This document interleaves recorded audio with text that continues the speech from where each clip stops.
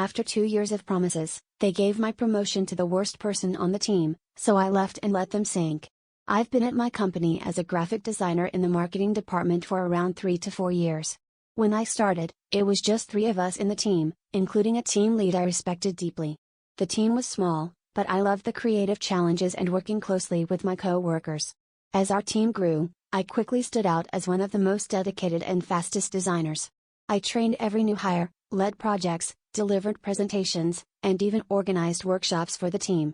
Over time, I took on the kind of responsibilities you'd expect of a senior designer and poured everything into each project. Then, things started to change.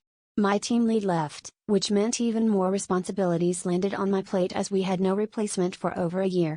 It felt like a perfect opportunity to prove myself and show that I was ready for the senior designer role. I was told during my annual review that I was on track and if I kept up the hard work, I'd be promoted after another year.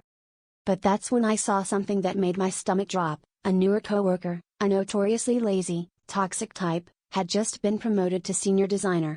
I was stunned. She joined the team much later than me, did the absolute bare minimum, and constantly passed her unfinished projects to me because I was fast. I couldn't believe it. She didn't have a clue about design strategy, stakeholder management, or even team collaboration. Most of the time, she'd sweet-talk the higher-ups, taking credit for things she didn't do and then passing any real work to the rest of us. What really killed me was seeing her parading around, acting like a leader, telling everyone else how to work, and setting team guidelines she barely followed herself. She even had a reputation among stakeholders as impossible to work with. They frequently requested that I handle their projects instead of her. After months of this, we finally got a new team lead, and I saw a chance to fight for the promotion I'd been promised. I put together a presentation with all my project successes, positive feedback from coworkers, and a portfolio of senior-level work I'd been handling. The team lead was impressed and acknowledged that I was one of the most talented designers on the team. I thought, finally, someone saw my hard work. But not long after, the same coworker messed up a big project, affecting not only my workflow but also my reputation because she'd looped me into it to cover for her. I corrected her work, but instead of appreciation, she stormed into the office and started yelling, accusing me of embarrassing her in front of the stakeholder. I calmly explained that I was simply following project guidelines, which she had ignored. When our team lead got involved, he agreed that I was in the right. But he still seemed scared to confront her fully and ended up coddling her to keep her quiet. By the time my next annual review rolled around, I'd had enough but held on to a shred of hope that I'd finally be recognized.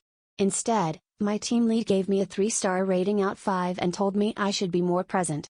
He had the nerve to compare me to the lazy coworker, saying I needed to emulate her social presence. I was floored. I'd been the one keeping our team running, training new hires, checking on everyone's work, even fixing her mistakes, and this was how he rewarded me? I refused to sign the review papers, telling him I wouldn't be proving anything else. I told him that if he thought she was senior material, then he could let her do the work. I'd be stepping back and doing only what was required. No more senior level tasks, no more training, no more rescuing her half-finished projects. He started panicking, offering me the promotion in 6 months instead of a year, but I was done. 2 weeks later, I accepted a higher-paying job offer and handed in my notice. My manager was shocked, begging me to stay and asking what he could do. I told him there was nothing he could say that would make up for the years of disrespect. As soon as I decided to leave, I knew exactly how I'd handle my departure. Since all those senior tasks were no longer my problem, I wasn't going to spend my final 2 weeks writing down guidelines or passing on any of the knowledge I'd built up over the years. After all, if I wasn't senior enough to earn the title, why should I act like one? Almost 60% of the work processes, design systems, and templates that kept our team afloat were things I had built from scratch, and I knew it would take them months to untangle the gaps I was about to leave behind. The team leader must have realized this pretty quickly because, every day, he started showing up at my desk with another desperate plea for help, just a few guidelines, he'd say, or just walk us through the workflow one last time. Each time, I reminded him that he'd refused my promotion, and as I saw it, that meant my time and expertise were no longer his to ask for. The day I handed in my badge and walked out of that building was the first time I felt genuinely free in years. Now, I'm in a new job where my contributions are recognized and rewarded. Looking back, I can only hope this experience was a lesson for my former team lead and his senior designer. Maybe they'll learn what happens when you ignore someone's hard work and loyalty for the wrong reasons. But honestly, that's no longer my problem. Update. First of all, thank you all for reading my post and sharing your own experiences. It really helps to move on from that place, even if I can't forget what I went through.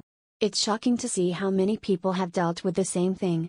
I hope this post will remind you to value yourself and maybe push you out of your comfort zone if you're not getting the respect you deserve. Some of you thought my story sounded too good to be true or felt I was overplaying my talent. Normally, I'd be modest, but when you put in years of work, gain experience, and finally learn your worth, you stop holding back. Everyone has a breaking point, and this was mine, a major wake-up call that I'd had enough. Before I jump into what happened at the company after I left, here's a bit more context. My team lead was completely new to managing, and he just didn't know how to handle the conflict.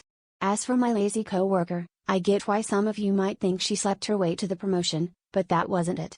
She was way too chatty, loved sharing her secrets, and with the office being a gossip hotspot, we'd all have known if something like that was going on. She simply knew how to use her charm and manipulate people, which got her ahead. So, what's the real tea? What happened after I left? I'm still close with my former project coordinator, aka my work bestie, and if anyone had the inside scoop, it was her. They did try to get my lazy ex-coworker to step up and be a better teammate, but surprise, nothing changed. She's still the same, and they seem stuck with her behavior. As for replacing me, they had to spread my workload across 3 to 4 junior designers. To manage this, they merged 2 teams, but that caused some frustration. Now the juniors were on the same level as the meteors, and people were not happy about that. They also lost a lot of files and work that I'd done, so they had to redo it all from scratch.